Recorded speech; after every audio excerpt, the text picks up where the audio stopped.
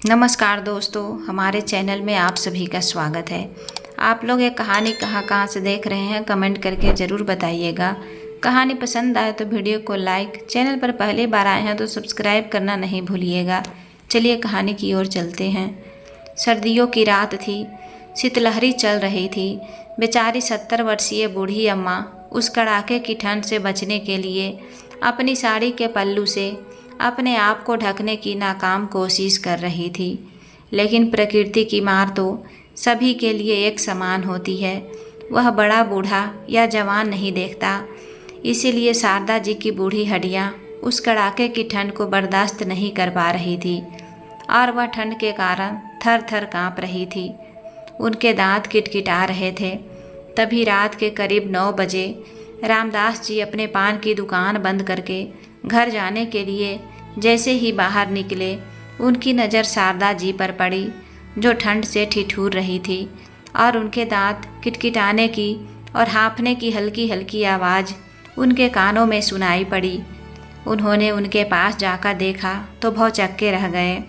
उन्होंने शुरू में तो उन्हें नहीं पहचाना, लेकिन जैसे ही शारदा जी से बातचीत की, धीरे धीरे बातचीत के माध्यम से उन्हें पता चला कि वह कोई और नहीं बल्कि अपने कॉलेज की सबसे खूबसूरत और टॉपर रह चुकी शारदा जी हैं, जिन पर हजारों लड़के अपनी जान छिड़कते थे, लेकिन शारदा जी ने घास भी नहीं डालती थी। एक दौर रामदास और शारदा जी का भी था, लेकिन शारदा जी ने अपनी पढ़ाई को सर्वोपरि रखा और सबको पीछे छोड़कर अपने माँ बाप की इज्जत को बनाए रखा। वह सारा दृश्य एक सेकंड के अंदर रामदास जी की आंखों के सामने घूम गया। फिर उन्होंने शारदा जी से कहा, शारदा जी, आप यहाँ इतनी रात गए, वह भी इतनी ठंड में, बिना स्वेटर शॉल के क्या कर रहे हैं? किसका इंतज़ार कर रहे हैं? क्या आप रास्ता भटक गई हैं या फिर किसी के साथ आई हैं? शारदा जी अपनी साड़ी का पल्लू समेटे हुए, सकुचाते हुए गंभीर मुद्रा में डरी सहमी से चाह कर भी कुछ नहीं बोल पा रही थी। केवल उनके आंसू आंखों से झरझर बहे जा रहे थे। वह कुछ बोलने को हुई तो उनके होठ कांपने लगे। रामदास जी समझ गए कि शारदा जी बहुत सदमे में है। इसीलिए उन्होंने अपना कोट उतारा और उन्हें पहना दिया। शारदा जी ने उनका विरोध किया, लेकिन रामदास जी के द्वारा मनाने के बाद मान गई। रामदास जी ने उनकी हथेलियों को अपने हाथों से खींचकर गर्म करने की कोशिश की। तब थोड़ी देर बाद शारदा जी बोली, भाई साहब, आप अब रहने दीजिए, मैं ठीक हूँ।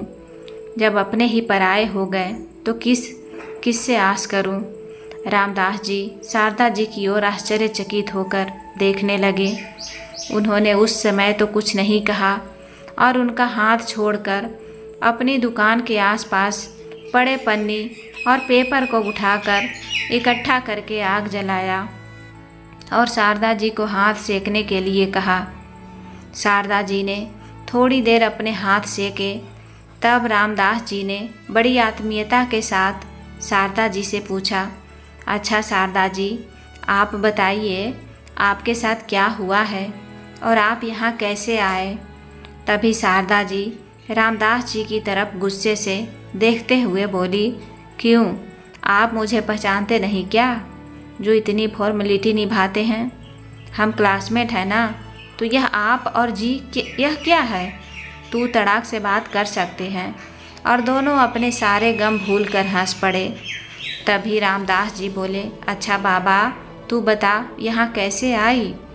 तभी शारदा जी बोली, अरे मुझे शौक़ था यहाँ ठंड में ठिठुरने का। फिर दोनों हाँ हाँ करके हंस पड़े। इस प्रकार दोनों ने इधर उधर की बातें की। तब तक आग भी बुझने लगी। तब तक रात के 10 बज चुके थे। उधर रामदास जी के बेटे उनके घर न पहुँचने से परेशान होकर उन्हें ढूंढने निकल पड़े।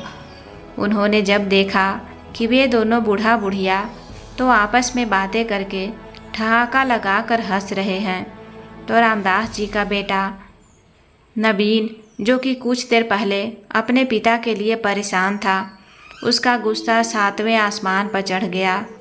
उसने अपनी कार वहीं कुछ दूरी पर रोका और अपने पापा को बुलाया और गुस्से से लाल पीला होता हुआ उस पर चिल्लाने लगा, क्यों पापा, आपको शर्म नहीं आती? इतनी रात गए, इतनी ठंड में खुले आसमान के नीचे ऐसे बूढ़े बुढ़िया रंगरलिया मना रहे हो और हम लोग उधर परेशान हो रहे हैं। रामदास जी अपने बेटे से शांत रहने के लिए निवेदन करते रह गए, लेकिन वह और भी ज़ोर ज़ोर से चिल्ला चिल्ला कर अपने पिता को गालियां देने लगा और घर चलने के लिए कहने लगा। लेकिन रामदास जी शारदा जी से यह भी नहीं पूछ पाए थे कि वह वहाँ कैसे आई थी और किसका इंतज़ार कर रही थी। लेकिन उनका बेटा नवीन उनकी एक बात भी नहीं सुना और उन्हें अपनी गाड़ी में बैठाकर अपने घर ले गया। शारदा जी वहीं बैठी बैठी आंसू बहाती रही। नवीन अपने पिता को घर ले जाकर खूब खरी खोटी सुनाते रहा, लेकिन अपने पिता की एक बात भी नहीं सुना। रामदास जी उस रात गुस्से में खाना भी नहीं खाए और अपने कमरे में जाकर दरवाज़ा बंद कर लिया। पलंग में लेट गए, लेकिन उस रात नींद उनकी आँखों से कोसों दूर थी। उन्हें केवल शारदा जी की बेबसी ही नज़र आ रही थी। इसीलिए उन्होंने घर के सभी लोगों को सोने दिया और चुपचाप उठकर फिर से शारदा जी के पास चले गए। शारदा जी अपने आसपास गिरे गुटखा, बिस्किट का पन्नी या कागज़ के टुकड़े को उठाकर उस आग में डालते जाती और अपने आप को गर्म करने की कोशिश कर रही थी। तब उन्होंने रामदास जी को फिर से अपने पास आता देखा तो उनकी जान में जान आई। उन्हें देखकर उनके सब्र का बांध टूट पड़ा और वह बिलख बिलख कर रो पड़ी। जब रामदास जी ने उनके रोने का कारण पूछा तो उन्होंने बताया कि उनका बेटा मुंबई शहर में कलेक्टर है और अपने पसंद की लड़की से शादी कर लिया है।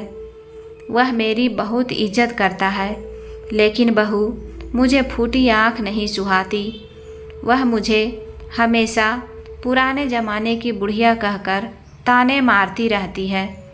वह बेटे के सामने तो मुझे बहुत अच्छा व्यवहार करती है, लेकिन बेटे के घर से निकलते ही मुझसे इतना बुरा व्यवहार करती है कि मुझसे सहन नहीं होता और धमकी देती है कि अगर मैं उसकी शिकायत मेरे बेटे से की तो वह मुझे खाना नहीं देगी और घर से भी निकाल देगी। इसीलिए डर के मारे मैं अपने बेटे से कुछ भी नहीं कहती थी। लेकिन मेरे बेटे को किसी काम से 10 दिनों के लिए दिल्ली जाना था तो बहू ने मुझसे कहा, मम्मी जी आपके बेटे घर पर नहीं हैं तो क्यों ना हम भी वृंदावन घूम आए। आपकी भी तो बहुत इच्छा थी ना वृंदावन घूमने की। मेरी मम्मी भी जा रही है, इसीलिए आप भी तैयार हो जाइए, हम सभी लोग एक साथ चलेंगे। मुझे लगा बहू अब सुधर गई होगी, इसीलिए घूमने जाने के लिए बोल रही है, तो मैं भी खुशी खुशी तैयार हो गई। बहू की मम्मी भी हमारे साथ आई थी। हम सभी लोग कार में बैठकर बहुत सारे तीर्थ स्थान में घूमे। बहू तो मेरे साथ में ही थी, लेकिन 3 दिनों का सफ़र करने के कारण मुझे थकान हो गया तो बहू बोली, मम्मी जी आप यहीं बैठिए, हम पास के मंदिर से प्रसाद लेकर आते हैं। कहकर बहू और उसकी माँ चली गई। उसके बाद वह दोनों कहाँ गई मुझे पता ही नहीं चला।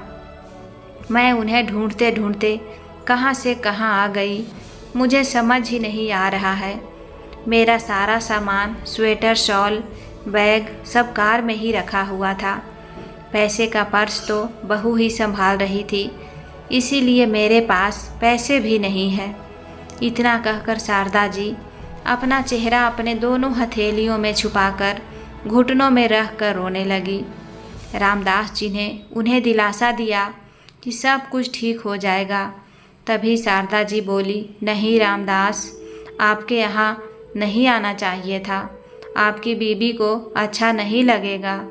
आपका बेटा कितना कुछ सुना कर गया है, फिर भी आप यहाँ आ गए। तभी रामदास जी मायूस होकर बोले, काश शारदा मेरी पत्नी मीना आज इस दुनिया में रहती तो किसी की हिम्मत नहीं होती मुझे यह सब कहने की। क्या यह मैंने क्या कह दिया? रामदास मुझे माफ़ कर देना। शारदा जी ने माफ़ी मांगते हुए कहा, यह कैसे हो गया? तब रामदास जी ने बताया, एक रात मीना जी को अचानक हार्ट अटैक आया और अस्पताल ले जाने से पहले ही वह दुनिया को छोड़कर चल बसी। तब से मैं आज तक अकेला हूँ।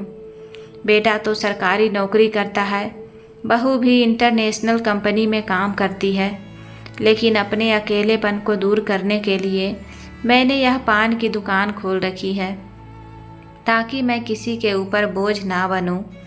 लेकिन कहते हैं ना, जिसका जोड़ा नहीं होता उसे कभी न कभी कोई न कोई ठोकर मार ही देता है। बस वही सब होता है मेरे साथ भी। बहू या बेटा कभी भी किसी भी बात पर मुझे कुछ भी सुना ही देते हैं और मुझे सुनना पड़ जाता है, जैसे आज मेरे बेटे ने सुना दिया। फिर तो तुमको बिल्कुल भी यहाँ नहीं आना चाहिए था, वरना तुम्हारे बेटे बहू को जैसे ही पता चलेगा कि तुम फिर से मेरे पास आए हो, पता नहीं वे लोग तुम्हें कितनी खरी खोटी सुनाएंगे। इसीलिए मेरी बात मानो रामदास, जाओ अपने घर। कहती हुई शारदा जी अपने दोनों हाथ जोड़ लिए। कभी रामदास जी उनके दोनों हाथ को पकड़ा और कहा, शारदा तुम मेरे सामने हाथ मत जोड़ो। मेरे बेटे बहू अगर मुझे अपने घर से निकाल भी देंगे तो मैं उसके लिए भी तैयार हूँ। कहते हुए रामदास जी ने शारदा जी को हिम्मत दिया।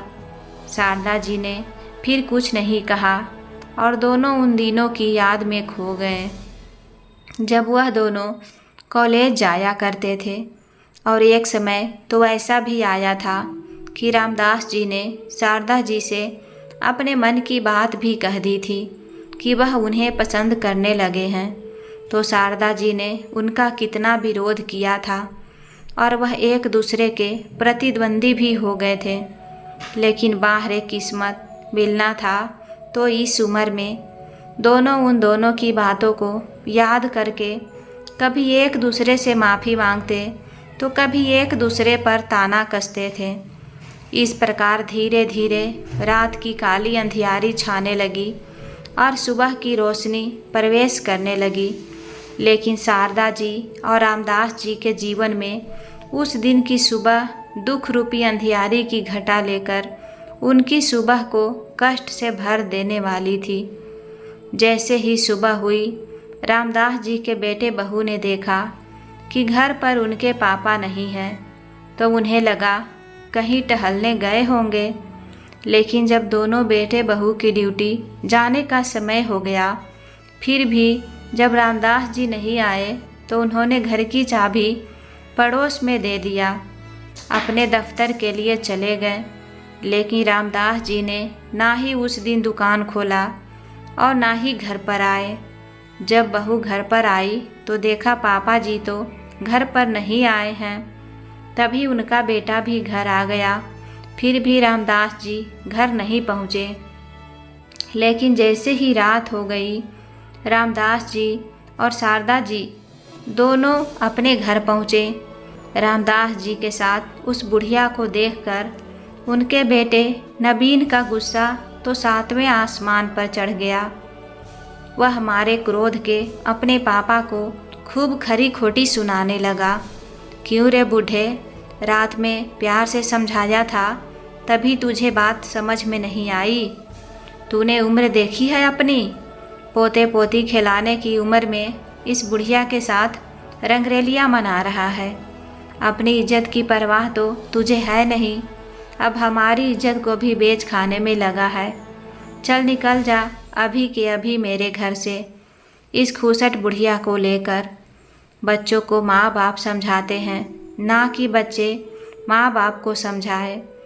निर्लज कहीं के, बूढ़े कहकर नबीन ने रामदास जी को मारने के लिए जैसे ही हाथ उठाया, शारदा जी ने पूरे जोश के साथ आगे बढ़कर उसका हाथ रोक लिया और कहा, अरे यह तुम क्या करने जा रहे हो बेटा?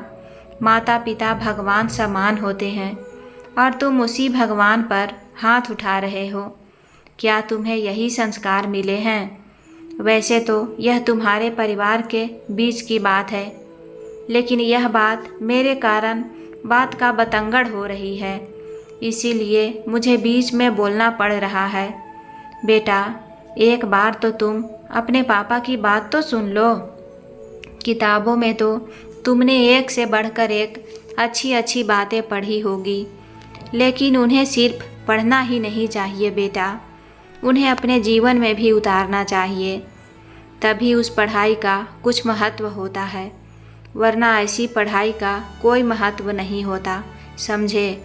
शारदा जी की बातें सुनकर बहू, जो अब तक चुप थी, वह भी भड़क उठी और बोली, अच्छा, आप हमें तो मान सम्मान और अच्छाई का पाठ पढ़ा रही हो, लेकिन क्या आपने नहीं पढ़ा किताबों में जो जिस उम्र में भगवान का भजन करना चाहिए, उस उम्र में नई उम्र के छोरा छोरियां की तरह गुल खिला रही हो, तो आप लोगों के लिए कोई मर्यादा लागू नहीं होती क्या? तभी शारदा जी कुछ बोलने वाली थी कि तभी नबीन ने कहा, तुम दोनों अभी के अभी मेरे घर से निकल जाओ। मैं तुम दोनों के मुंह से एक शब्द भी नहीं सुनना चाहता। और ज़बरदस्ती अपने पिता और शारदा जी को अपने घर से बाहर निकाल दिया। रात के अंधेरे में बेचारे बूढ़ा बूढ़े कहाँ जाएं, उन्हें कुछ समझ में नहीं आ रहा था। रामदास जी ठहरे इज्जतदार आदमी, इसीलिए उन्होंने अपने किसी पास पड़ोस वालों से भी मदद नहीं लिया। शारदा जी बार बार उनसे कहती रह गई कि मेरे कारण तुम परेशान ना हो, कम से कम तुम अपने घर में चैन से तो रहो। मेरे नसीब में जो होना होगा मैं देख लूँगी। लेकिन अगर शारदा जी को ऐसे रात के अंधेरे में अकेली छोड़कर अपने घर में रामदास जी आराम करते, तो उनके हाथ में आत्मसम्मान को ठेस पहुँचती। शायद फिर वे जीवन भर अपने आप से नज़रें नहीं मिला पाते। इसीलिए सुख हो या दुख हो, दोनों निकल पड़े एक बेसहारा अबला नारी की मदद करने उन्हीं के साथ। उन्होंने अपने बारे में एक बार भी नहीं सोचा और धीरे धीरे चलते चलते हुए बस स्टैंड पहुंच गए। अब रात में कहाँ जाएं, उन्हें भी समझ में नहीं आ रहा था। तभी एक रिक्शे वाला उतनी सर्दी की रात में पसीने से तरबतर अपने रिक्शे को धक्का मारकर खींचते हुए भारी भरकम सामान लादे जा रहा था। उसने रामदास जी को देखा और रोता हुआ उनके पैर छुआ और उन्हें बताया कि उसकी पत्नी की तबीयत बहुत ही सीरियस है।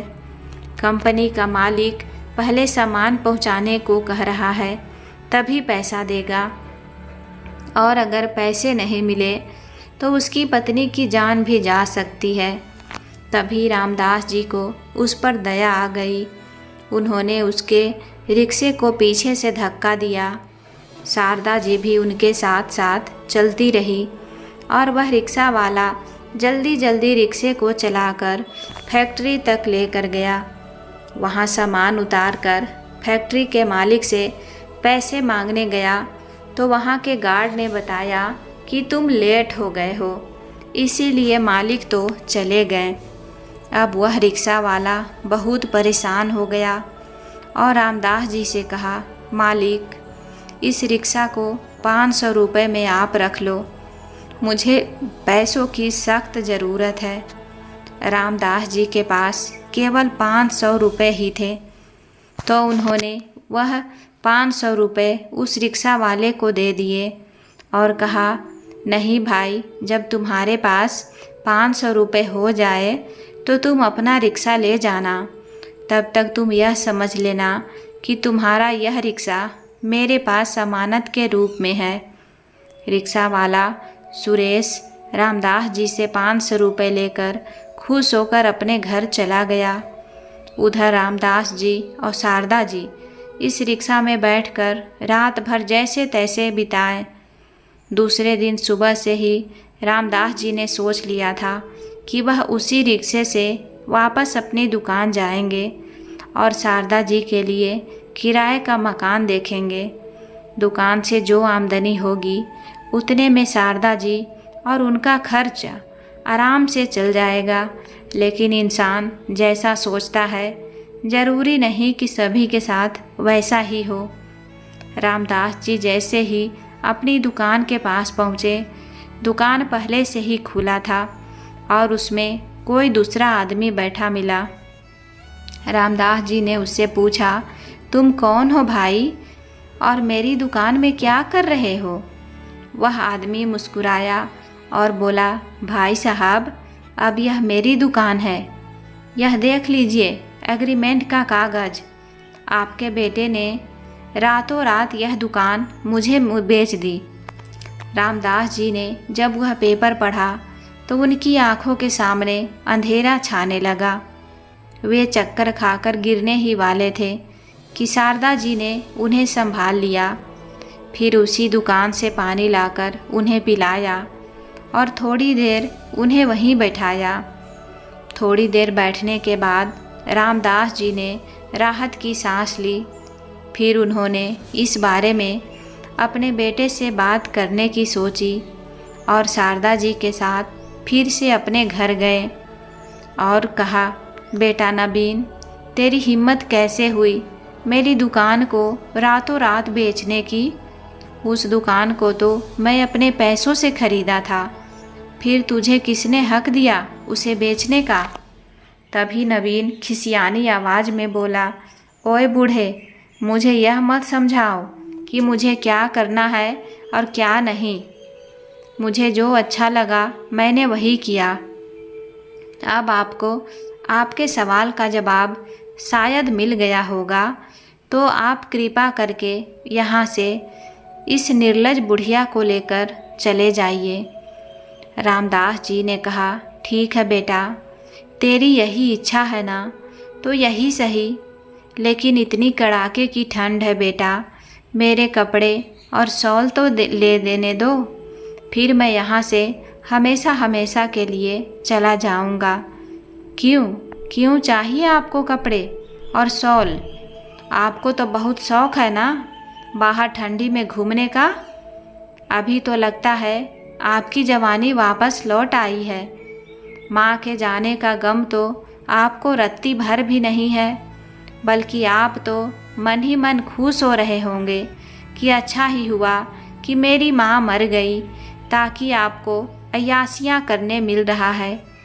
अभी के अभी निकल जाइए मेरे घर से, वरना पता नहीं मैं क्या कर दूँगा, या फिर मेरे मुंह से कुछ ऐसा निकल जाएगा जो शायद आपके और मेरे भी बर्दाश्त के बाहर हो जाए। कहते हुए नबीन ने अपने पापा और शारदा जी को फिर से अपने घर से धक्के मारकर बाहर निकाल दिया। रामदास जी अपने बेटे के सामने हाथ जोड़कर गिड़गिड़ाते रह गए, बेटा, इतनी ठंड में हम बिना स्वेटर शॉल के खुले आसमान के नीचे कैसे रहेंगे बेटा? कम से कम हम बूढ़े बुढ़िया को मेरा गरम कपड़े तो दे दो। लेकिन नबीन ने उनकी एक न सुनी और उनकी बहू ने मेन गेट में ताला लगा दिया, ताकि यह बूढ़े बुढ़िया दोबारा उनके घर वापस ना आ सके। अब निराश, हताश, परेशान रामदास जी इस रिक्शे को, जिसमें वह दोनों आए थे, उसमें शारदा जी को बैठाए और धीरे धीरे बस स्टैंड की तरफ चल पड़े। कहते हैं ना, जब एक रास्ता बंद होता है तो दूसरा रास्ता खुल ही जाता है। बस यही हुआ रामदास जी के साथ भी। उनकी दुकान गई तो गई, लेकिन उनकी आय का साधन अब वह रिक्शा हो गया था, जिसे चलाकर वे दोनों कम से कम अपना पेट तो भर ही सकते थे। अब रामदास जी ने सबसे पहले एक छोटा सा कमरा किराए से लिया, जिसमें शारदा जी सुकून से रह तो सकती थी, और वह सुबह से शाम तक रिक्शा चलाते रहते थे और उसे जितनी भी आमदनी होती उससे कभी दाल तो कभी चावल तो कभी नमक मिर्च और मसाले का सामान खरीद लाते। ऐसे ही 1 महीना गुजर गया। अब समय आया किराया देने का, तो उनके पास इतने पैसे नहीं थे कि उस कमरे का किराया दे सके। इसीलिए उसे मकान मालिक ने उन्हें सख्त हिदायत देकर छोड़ दिया कि अगले महीने उसे किराए का पैसा नहीं मिला तो वह उनका सामान सारा जब्त करके उन्हें अपने घर से धक्के मारकर बाहर निकाल देगा।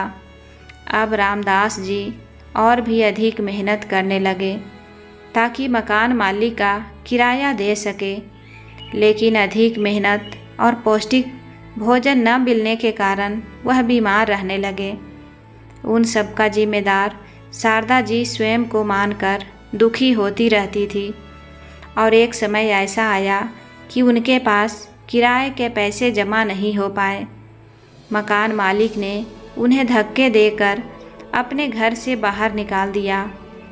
अब तो रामदास जी और शारदा जी दोनों की ही बहुत ही बुरी हालत हो गई, लेकिन फिर भी उन्होंने हालात से लड़ना जारी रखा, कभी हताश नहीं हुआ।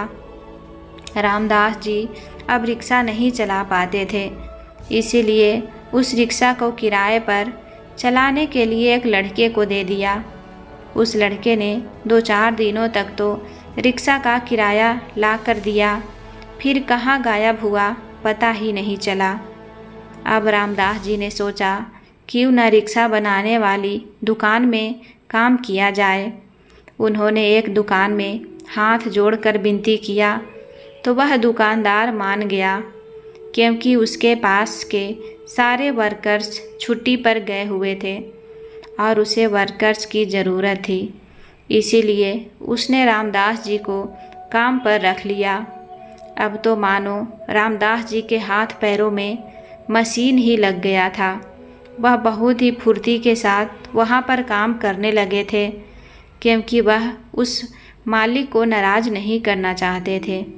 अब रामदास जी के रहते उस दुकान की तरक्की दिन दुगनी रात चौगुनी होने लगी।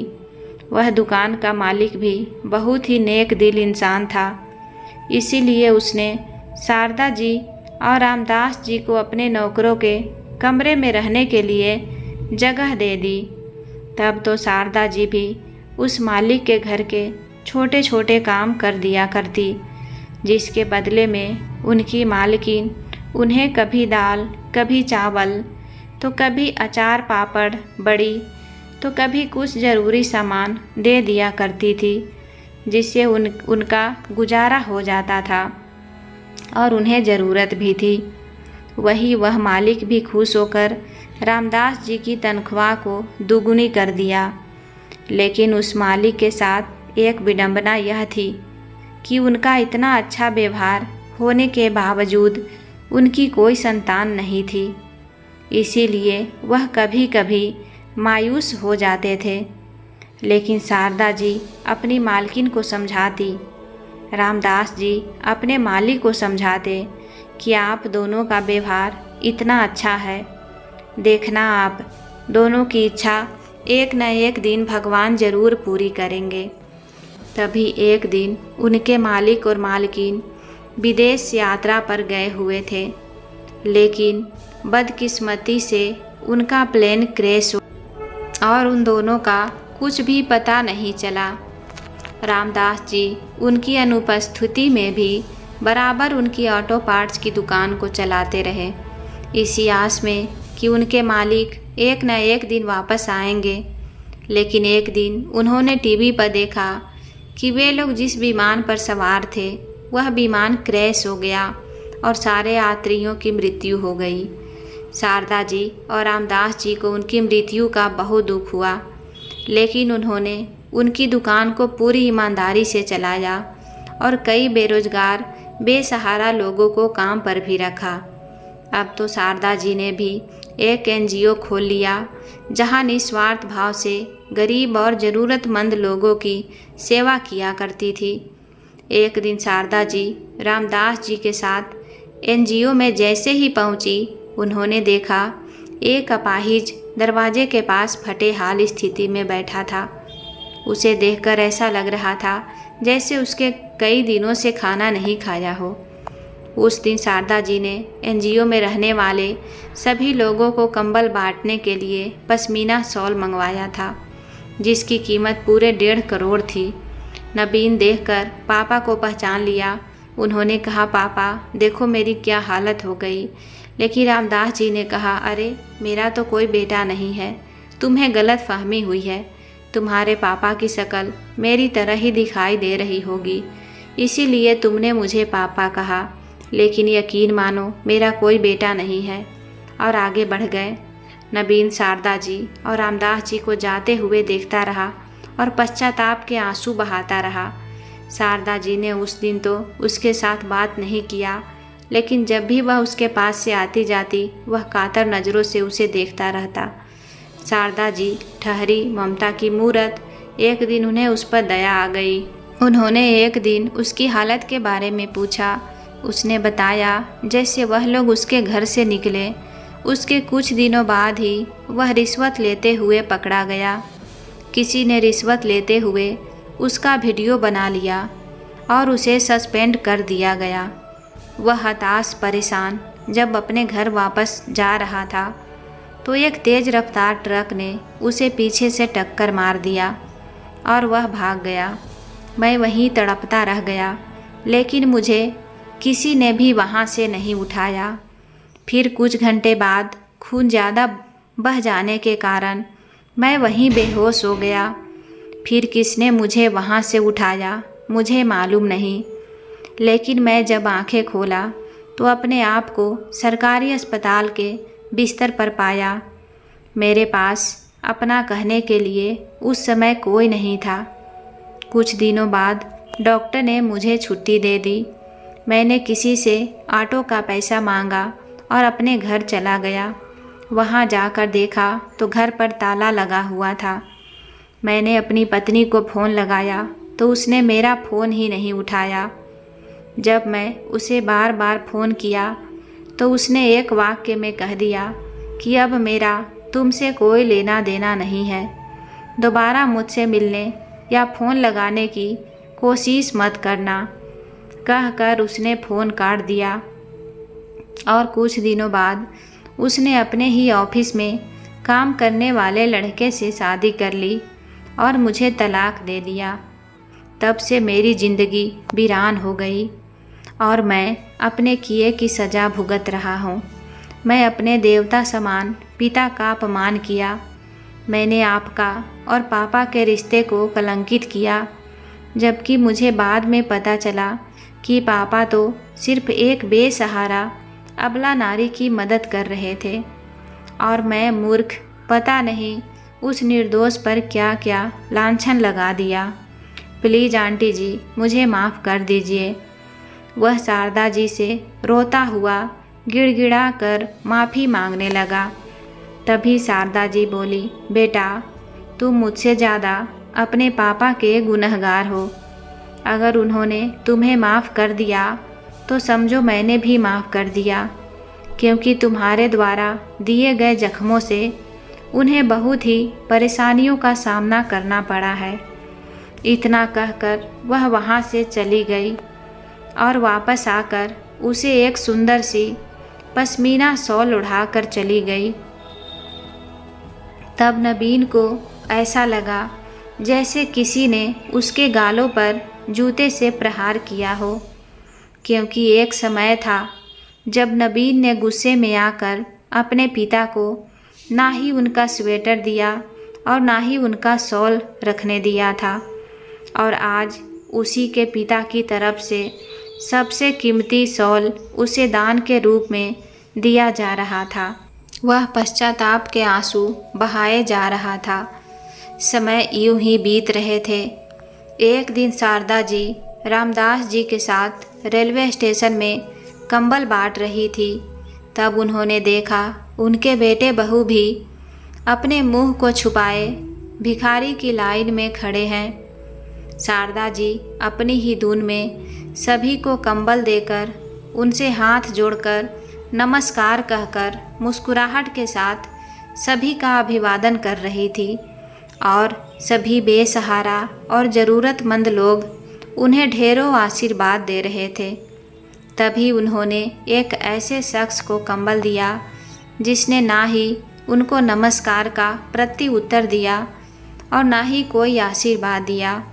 तब शारदा जी को थोड़ा अटपटा सा लगा। उन्होंने देखा यह महिला कौन है जिसने ना ही नमस्कार कहा और ना ही कोई आशीर्वाद दिया। तब उन्होंने समझ आया कि फटे हाल, मैले कुचैले कपड़ों में, बिखरे बालों के साथ उनकी बहू उन्हें अपने घूंघट के अंदर से निहार रही थी।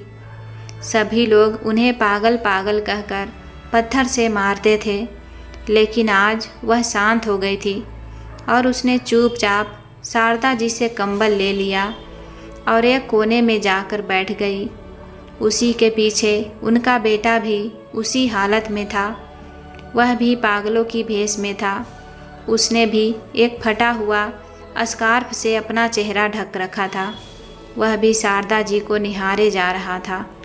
अपने बेटे बहू की ऐसी हालत देखकर शारदा जी की आंखों में आंसू आ गए, लेकिन उन्होंने उस समय कुछ नहीं कहा और आगे बढ़ गई। जब सभी भिखारी और ज़रूरतमंदों को कंबल और कपड़े बांटना हो गया तो शारदा जी अपने बेटे बहू को ढूंढने लगी, लेकिन वे दोनों कहीं भी नज़र नहीं आए। हार कर शारदा जी अपनी कार में बैठकर अपने घर जाने लगी तो उन्होंने देखा उनके बेटे बहू कूड़े के पास फेंके हुए खाना को उठाकर खा रहे हैं। उन्हें उनकी हालत को देखकर दया आ गई। उन्होंने कार को एक साइड में खड़ा करवाया और उनके पास जाने लगी। तभी दोनों उठकर दूसरे ओर भागने लगे। शारदा जी ने कहा, अरे रुको, मैं तुमको नहीं मारूंगी, मैं तुम्हारे लिए कुछ खाने के लाई हूँ। यह देखो, मेरे पास तुम्हारे लिए बहुत अच्छी चीज़ है, कहकर उन्हें बहलाती रही और अपने ड्राइवर को दूसरी ओर उन्हें पकड़ने के लिए भेजा। जब उन्होंने देखा कि दोनों तरफ से पकड़े जाएंगे तब रुक गए। शारदा जी ने उन्हें प्यार से अपने पास बैठाया और पूछा, बेटा, यह तुम्हारी ऐसी हालत कैसे हो गई? किसने की तुम्हारी ऐसी हालत? तब उनकी बहू डरी सहमी सी बोली, हमें मत मारो, हमने कुछ नहीं किया, हमने कुछ नहीं किया। उनका बेटा भी थर थर काँप रहा था। वह भी हमने कुछ नहीं किया, बस यही बोले जा रहा था। शारदा जी समझ गई इन्हें किसी बात का सदमा ज़रूर लगा है।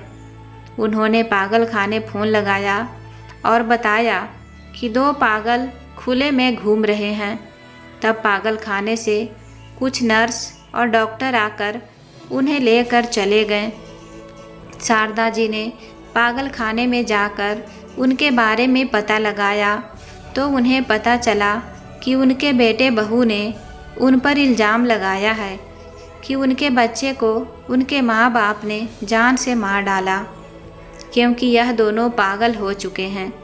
शारदा जी ने पूरी बात पता की तो उन्हें पता चला शारदा जी के बेटे ने अपने बेटे की शादी जिस लड़की से की थी वह लड़की अपने सास ससुर को बिल्कुल भी पसंद नहीं करती थी और उन्हें रोज़ ही नशे का इंजेक्शन लगाती थी और उन्हें पागल करार करके पागल खाने में डलवा दी और इल्ज़ाम लगा दिया कि उसके बच्चे को उन्होंने जान से मार दिया। इस प्रकार अपनी बहू के आते ही शारदा के बेटे बहू एक दिन भी सुखपूर्वक नहीं रह पाए। जिस संतान की सुख सुविधा के लिए उन्होंने अपनी माँ को दर दर की ठोकरें खाने के लिए तड़पती ठंड में छोड़ दिया था, वही औलाद आज उनकी इतनी दुर्दशा कर दिए कि वह अपने आप को भी नहीं पहचान पा रहे हैं। शारदा जी अपने बेटे बहू की ऐसी दयनीय स्थिति को देखकर बहुत दुखी हुई, लेकिन रामदास जी ने उन्हें बहुत समझाया। शारदा, कहते हैं ना, इतिहास अपने आप को दोहराता है। बस वही हुआ है तुम्हारे और मेरे बेटे बहू के साथ भी। तो इसमें इतना दुखी होने की ज़रूरत नहीं है, बल्कि भगवान को धन्यवाद दो कि हमें अच्छे कर्म करने की हिम्मत दिया। फिर शारदा जी ने भी अपने मन को मजबूत किया। सच ही तो है, जो जैसा करेगा वैसा ही भरेगा। और जब तक उनकी सांसें चलती रही, दोनों ने समाज सेवा में बढ़ चढ़कर भाग लिया। उनका नाम देश विदेश में हो गया। मीडिया वाले उनके घर जाकर उनका इंटरव्यू लेते, लेकिन जब उन दोनों का आपस में रिश्ता पूछते हैं तो उनका एक ही जवाब होता है कि इंसानियत का। दोस्तों, इस दुनिया में कई प्रकार के लोग होते हैं। ज़रूरी नहीं कि एक औरत और एक आदमी एक साथ रहते हैं तो वह गलत ही है। उसके बीच मानवता और इंसानियत का रिश्ता भी तो हो सकता है ना। ऐसा हम क्यों नहीं समझ सकते? लोग उन्हें गलत नज़रिया से ही क्यों देखते हैं? काम करना ही मानव का मुख्य उद्देश्य होना चाहिए ना कि किसी के जीवन में टांग अड़ाना। लेकिन लोग अपने कर्म को छोड़कर दूसरों की ज़िंदगी के बारे में बोलकर अपना भविष्य बर्बाद कर लेते हैं। जो जैसा करेगा वैसा भरेगा, यह तो सत्य है। चाहे आप कितना भी बचने का उपाय कर लो, बच नहीं पाओगे। तो दोस्तों, ये थी मेरी आज की कहानी पसंद आए तो वीडियो को लाइक करें। चैनल पर पहली बार आए हैं तो सब्सक्राइब करके बेल आइकन घंटी प्रेस करना ना भूलें। मिलती हूँ एक नई कहानी के साथ। Bye bye.